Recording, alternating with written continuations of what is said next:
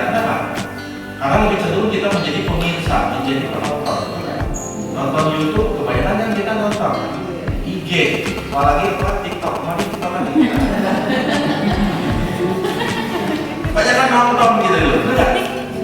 Nonton ketawa ketiwi. Nah sekarang sesungguhnya di antara kita itu sudah dikasih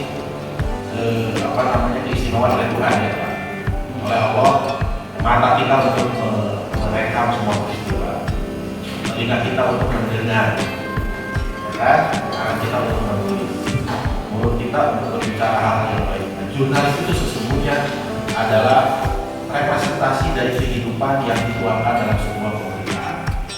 Nah, cuma mohon maaf karena kita itu judulnya pemberdayaan ekonomi untuk pemberdayaan herbal, sehingga nanti ibu atau bapak atau mas-mas semua di sini yang dilatih oleh Mas Megadika dengan Bapak itu bukan membuat berita yang sifatnya seperti kita lihat keseharian. Berita apa Bu? Tadi pagi kira-kira ibu lihat di televisi. Nah, nonton ya. Sibuk mengerjakan tugas budidaya tanaman herbal ya. Sampai kemarin blender meledak ya Bu. Makin semangat bikin jamu Pak, blendernya overheating sebetulnya, terlalu panas, meledak ya Bu. Akhirnya nggak bisa ditonton.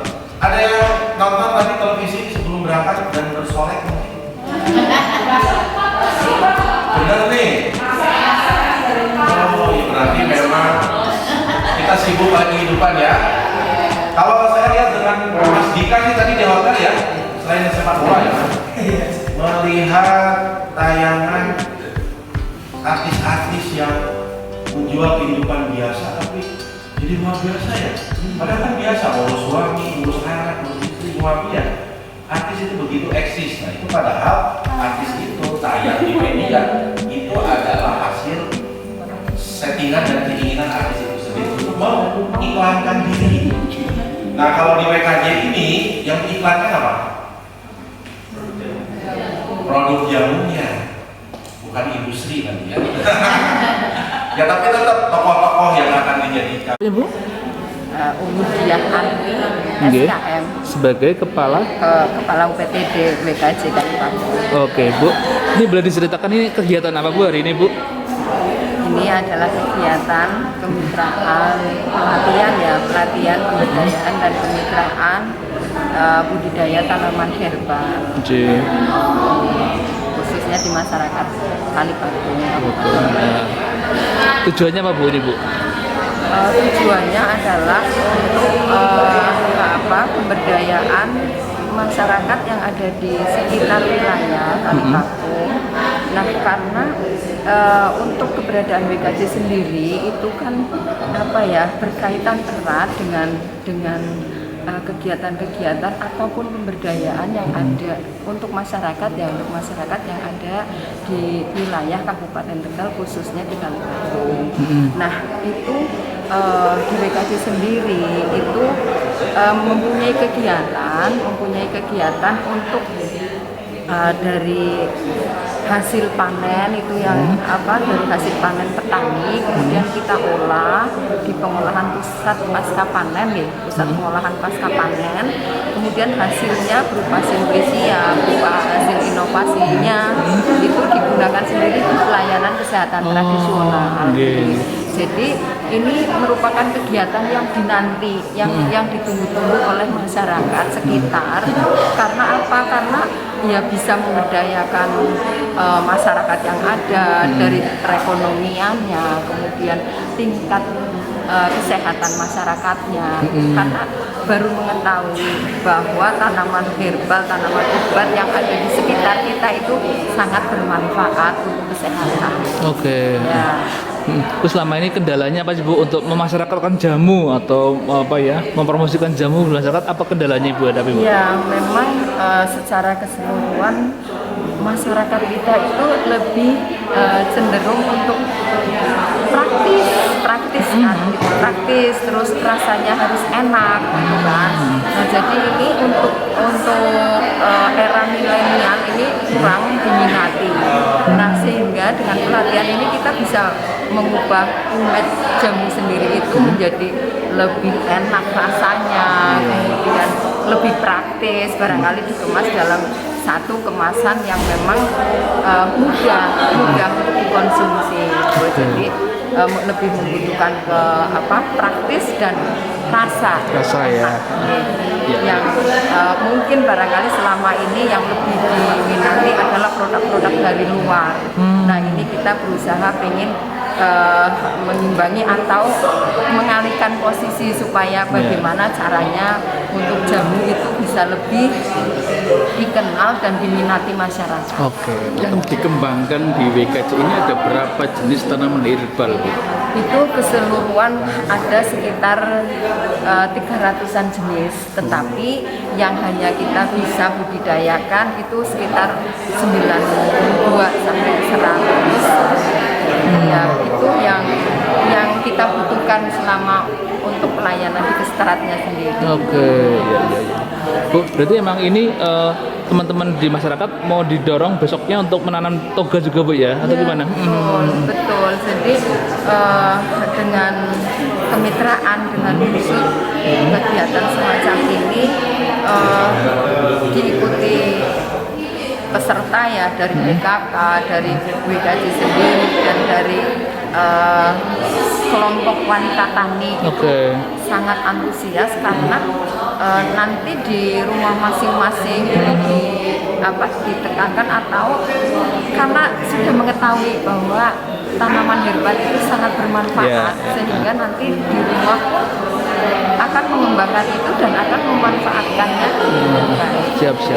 Tetapi untuk kendala yang selama ini kita hadapi adalah kan mestinya untuk pengolahan pasca panen sendiri itu ada beberapa kriteria nih itu yang harus dipenuhi. Iya, dari mungkin kandungan airnya yang kurang dari 10%, kemudian dari uji yang lain yang sekitar ada 7 macam itu yang harus dipenuhi. Itu nah kita melangkah ke sana karena kita hanya mempunyai sekitar 80% alat yang ada dan itu pun 60% mungkin masih bisa digunakan, selebihnya memang dalam kondisi yang kurang baik, artinya perlu pemeliharaan khusus itu. Nah jadi harapan kami sih untuk uji lab ya, untuk uji mikrobiologinya, untuk pemenuhan uji mutu dari Simplisia sendiri itu bisa terpenuhi. Jadi kita bisa dengan pemerintah daerah mengusulkan supaya laboratorium mikrobiologi ini bisa terwujud. Siap. Belum ada laboratorium mikrobiologinya. Ya, kita mempunyai alat sudah sekitar 80%, ya, tetapi itu belum bisa digunakan secara optimal karena memang masih ada sarana yang harus dipenuhi. Yang sangat bermanfaat untuk menghilangkan bau badan, mengatasi infeksi kuman, mencerahkan warna kulit, melancarkan siklus menstruasi, meningkatkan sistem imun tubuh dan Kenapa Pak tujuannya Pak? Monggo Pak. Baik, terima kasih Mas Dika atas dukungannya. Saya yang pertama mengucapkan dulu terima kasih ya. Siap. Pertama kepada kawasan wisata Jamu Kalibatu, khususnya kepada Ibu Umi sebagai Ketua UPTD, kemudian kepada pemerintah Desa Kalibaku, termasuk ke media juga Mas Dika, Kompas dan Pak Pras. Ini kegiatan ini merupakan program riset kompetitif nasional. Itu namanya Penelitian Dasar Kompetitif Nasional atau PDKN. Pada tahun ini kami disetujui untuk melakukan pemberdayaan budidaya tanaman herbal dan produk herbal. Nah, ini program ini sebetulnya menggunakan metode participatory learning action. Jadi kami melakukan penelitian, tetapi langsung best praktisnya dengan masyarakat itu kita belajar bersama untuk meningkatkan dan melestarikan lagi budidaya tanaman herbal yang selama ini mungkin agak sudah sedikit ditinggalkan begitu ya. Nah, sehingga yang program utama kami tujuannya adalah pertama meningkatkan lagi motivasi dan inspirasi budidaya tanaman herbal, manfaatnya, fungsinya minimal untuk mencukupi kebutuhan keluarga. Namanya toga atau tanaman obat keluarga, yang nanti setelah pelatihan para peserta diharapkan bisa menanam tanaman herba di lingkungan sekitar rumahnya, pekarangan rumah. Maksimalnya di kebunnya gitu. Dan nanti secara kelompok pun ada kewajiban tugas untuk menanam tanaman obat keluarga itu. Yang kedua, bagaimana masyarakat itu yang selama ini, mohon maaf, di sekitar WKJ itu kurang istilahnya bermitra, maka diharapkan dengan adanya kegiatan ini semakin dekat masyarakat sekitar WKJ, dan WKJ-nya pun dekat dengan masyarakat, sehingga nanti akan dibentuk kelompok kelembagaan atau kelompok budidaya tanaman herbal. Kedepannya mudah-mudahan kalau produktivitasnya bisa ditingkatkan, masyarakat kelompok budidaya itu bisa menjadi supplier, bisa menjadi mitra, ataupun bisa menjadi pemasok di WKJ sendiri, minimal mencukupi komunitas-komunitas unggulan yang ada di sini. Yang ketiga yaitu pengolahan pasca panen produk herbal. Sudah kami latih, yaitu yang pertama membuat jamu, minuman jamu, kemudian membuat serbuk jamu. Yang pertama jamu itu minuman kunyit asam, kalau yang serbuknya adalah jahe. Minuman jahe asam itu nanti menjadi produk, sekali lagi, mencukupi kebutuhan keluarga, tapi maksimalnya menjadi peluang usaha buat masyarakat.